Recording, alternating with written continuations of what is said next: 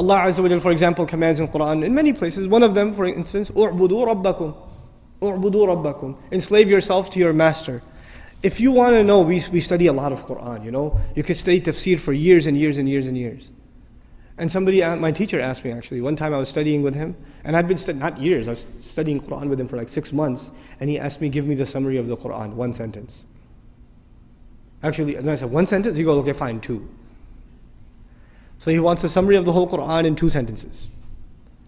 And I'm thinking, I'm going, in my head, I'm doing a review of the stuff he talks about all the time. How am I going to summarize the entire Qur'an in 2 sentences? And I remembered what he said, and I used it, and he said, you're right. Alhamdulillah. Here's what it was. Number 1, accept Allah as master and accept yourself as slave. A lot of people accept Allah as master, but they still don't accept themselves as slave. Just accept it. Internalize that He is master, you are slave. Accept that. Number 1.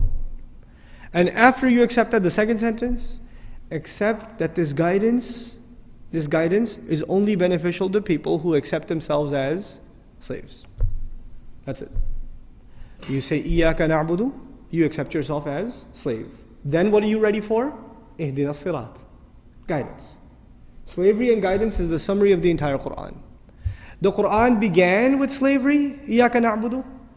It begins with slavery, and at the end, again, he calls himself master, which alludes to us as what? If he's the master of the people are his slaves. Ends with slavery. So this is the heart of the matter. The heart of the matter is people refuse to accept Allah as slave. And by the way, this discussion will go a little further, inshallah ta'ala, today, but one of the side notes of it, a lot of people have no hard time accepting Allah as the creator. That's okay. That's not the hard part. Or accepting Allah as merciful, or as wise, or as powerful, or as one. All of that stuff's easy. Because you know, if you accept Allah as one, there may not be any implications on you. Allah is one, that's nice, I'm still going to do what I'm going to do. Allah is really merciful, great. I still have my life. But if you say Allah is master, then what does that make me? That makes me slave. And to put it in very simple terms, the difference between a free person and a slave person is very simple. It's not a complicated subject. The difference between a free person and a slave person is a free person does whatever he or she wants. What does a slave do? A slave cannot do what he or she wants. If a slave did what he or she wanted, then they would be considered free. The only thing that makes them a slave is they do what the master wants.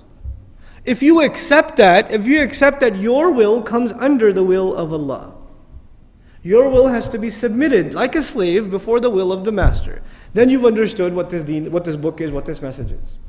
That's the summary of this message. It sounds very simple. I mean, it takes 5 minutes to explain, but internalizing that is a lifelong struggle. A lifelong struggle.